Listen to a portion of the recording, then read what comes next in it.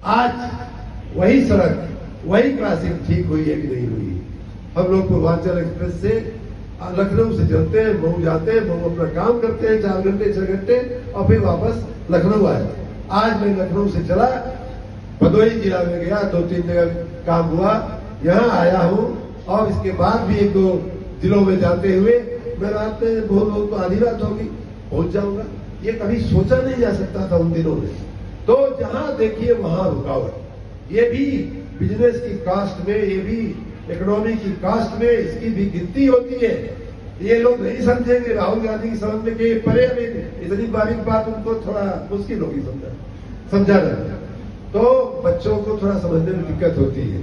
तो इसलिए उनको लेकिन मैं मैसेज देना चाहता हूं कि आप जो लोग बहादुर बने हुए हो उसमें अपना जमाना तो देखो कि आदमी को जीवन जीने की जो ईज ऑफ लाइफ कहे या ईज ऑफ डूइंग बिजनेस कहे, कहीं नामो निशान नहीं था।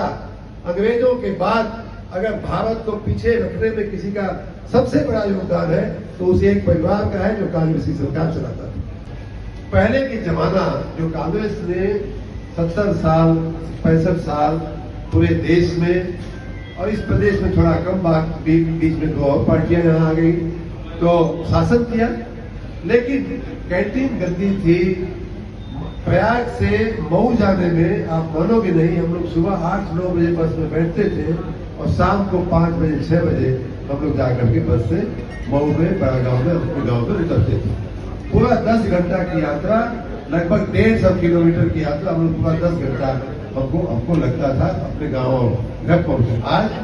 आज जो है माननीय लखनऊ से चलता है, प्रयाग से चलता है, आजमगढ़ पहुंच जाके काम करके और हम वापस चले जाते हैं। अभी गाड़ी में विधायक जी कह रहे थे, माननीय अध्यक्ष जी कह रहे थे कि भाई साहब आप बहुत गाड़ी से चलते हैं, बहुत टूरिंग करते हैं। और तो विधायक जी ने कहा कि हाँ अब रास्ता अच्छा हो गया इसलिए आ करके फिर वापस पहुंच जाना संभव हो गया है।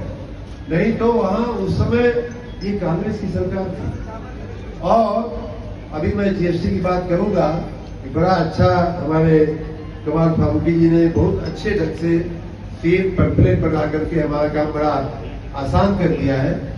लेकिन आजकल ये लोग कुछ दिन पहले माननीय प्रधानमंत्री जी ने इन लोगों का नाम रखा बयान बहादुर। बयानबाजी में बहादुर लोग, बयानबाजी में बहादुर लोग ये कह रहे हैं कि मोदी ने तो जीएसटी लगा के देश को बर्बाद कर दिया, बहुत महंगा है, अभी भी बहुत महंगा है।